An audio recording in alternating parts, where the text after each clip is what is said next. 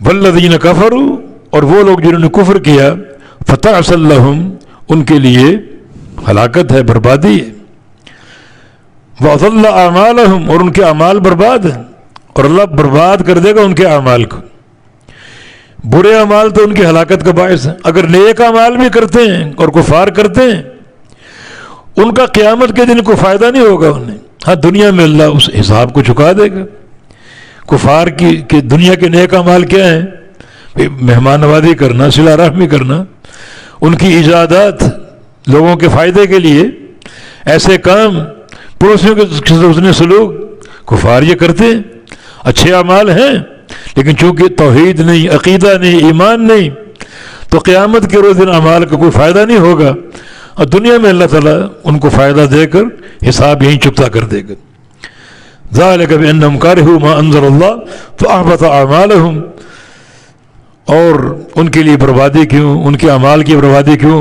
اس لیے بِأَنَّهُمْ كَرِهُوا، انہوں نے ناپسند کیا، مَا أَنزَلَ اللَّهُ، مَا أَنزَلَ اللَّهُ، جو اللہ نے اتارا اس کو ناپسند کیا۔ اللہ نے کیا اتارا؟ قرآن اور حدیث، یہ دین، یہ ایمان، اس کو ناپسند کرتے رہے۔ فَأَحْبَطَ أَعْمَالَهُمْ، تو اللہ تعالیٰ نے ان کے تمام اعمال رائگاں اور برباد کر دی۔ اس سے یہ ثابت ہو رہا ہے جس بندے کے دل میں چاہے وہ ایمان قبول کر چکا ہو، دین کے کسی معاملے کے تعلق سے کوئی ناپسندیدگی ہے، کسی شے کو ناپسندیدہ سمجھتا ہے۔ کچھ لوگ ہیں ان کے سامنے عقل کا ہوا، یہ بات عقل قبول نہیں کر رہی، تو اس دین کے نقطے کو ناپسند کرتے ہیں، جیسے ابھی ہم نے بیان کیا ہے۔ کچھ مسلمان بھی اس گمراہ سوچ میں ملوث ہیں۔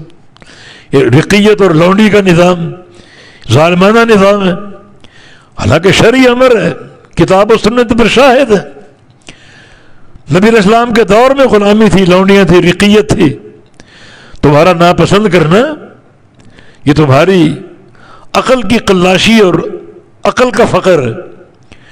تو کسی چیز کو اگر ناپسند کرو گے، کسی شرعی حقیقت کو، تو احبط اعمالہم، اللہ رب العزت ان کے اعمال برباد کر دے گا۔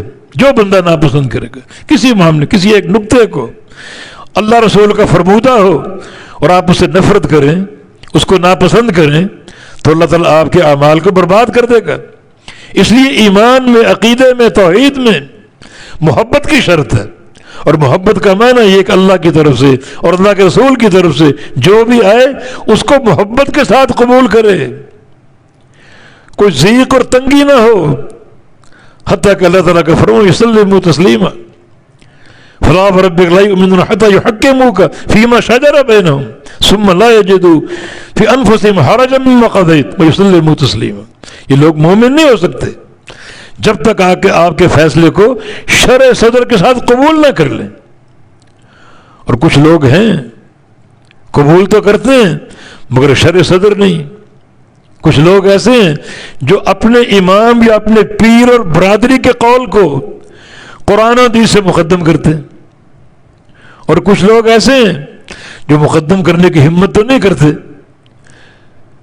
قبول کر لیتے ہیں قرآن و حدیث کی بات، اللہ کے رسول کے فیصلے کو، مگر دل میں کچھ تنگی ضرور ہوتی ہے، کچھ کراہیت ضرور ہوتی ہے۔ تو یہ لوگ مومن نہیں ہو سکتے، یہ لوگ مومن نہیں۔ ثم لا یجدوا فی انفسہم حرجا مما قضیت، جو آپ نے فیصلہ صادر کر دیا اس فیصلے کو سن کر کوئی تنگی بھی محسوس نہ کریں۔ تو کچھ لوگ قبول کرتے ہیں شرع صدر سے، وہ مومن ہیں، کچھ قبول نہیں کرتے، وہ مومن نہیں ہو سکتے۔ کچھ قبول کرتے تو ہیں مگر دل میں تنگی ہے، دل میں خلجان ہے، قرآن ان کو بھی مومن قرار نہیں دیتا۔ تو یہاں محبت کا معاملہ ہے، اللہ اور اس کے رسول کے ہر فرمان کو پوری محبت کے ساتھ اور شرع صدر کے ساتھ قبول کر لے۔ اس آیت کریمہ کا مفہوم یہی ہے، اللہ اور اس کے رسول کا جو دین ہے، جو فرامین ہے، اللہ نے جو اتار دیا کتاب و سنت، قرآن و حدیث، ان میں سے کسی چیز سے کراہت اگر اختیار کرو گے اعمال برباد ہو جائیں گے۔